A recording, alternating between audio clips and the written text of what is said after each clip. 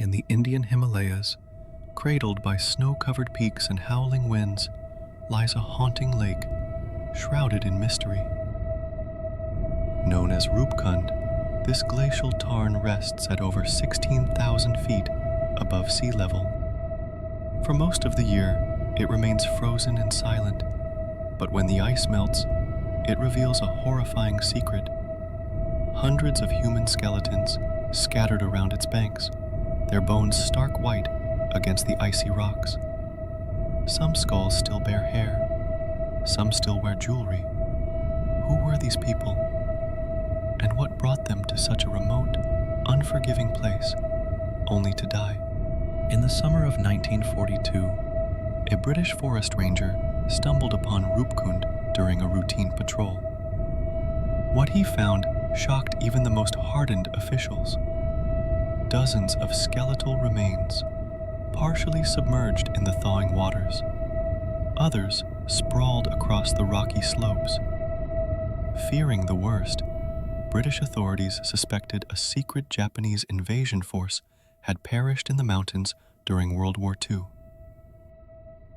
But forensic analysis quickly revealed these remains were centuries old. What had happened here? Local legends told of a king and his entourage who journeyed through the mountains on a pilgrimage. It is said they violated the sanctity of the land and angered the mountain goddess, Nanda Devi. Her wrath came in the form of a violent hailstorm that struck them down where they stood. For generations, this story was passed down as folklore until scientists noticed something chilling.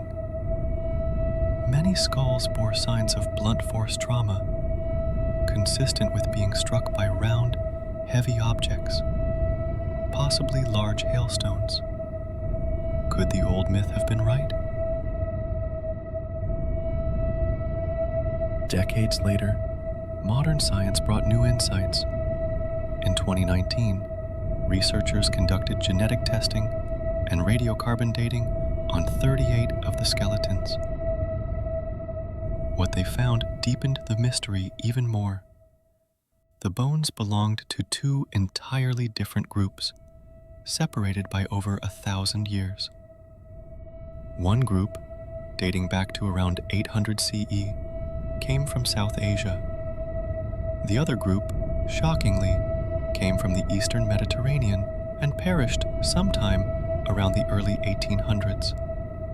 What were Mediterranean travelers doing at the edge of a Himalayan glacier?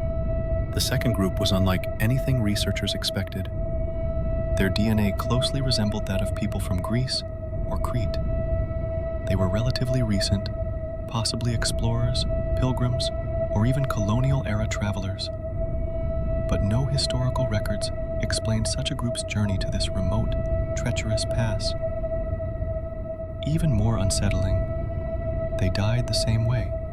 Sudden trauma, consistent with a violent storm.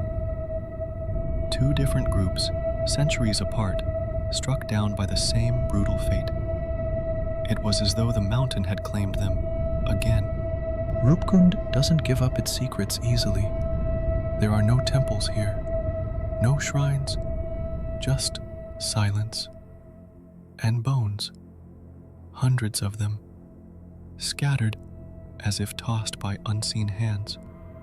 Clothing remnants, wooden artifacts, and jewelry lie undisturbed in the thin air, preserved by cold.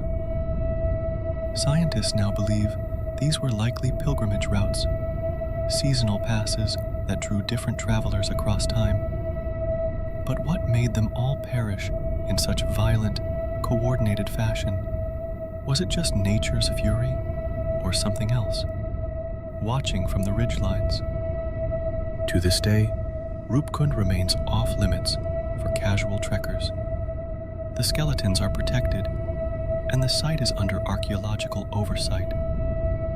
Yet, each time the ice melts, the bones rise again, silent, unblinking witnesses to a mystery that refuses to die. Who were they? Why did they come? And did they sense, before the final blow, That this lake would become their eternal tomb, no one knows. But one thing is certain, the skeleton lake watches and waits.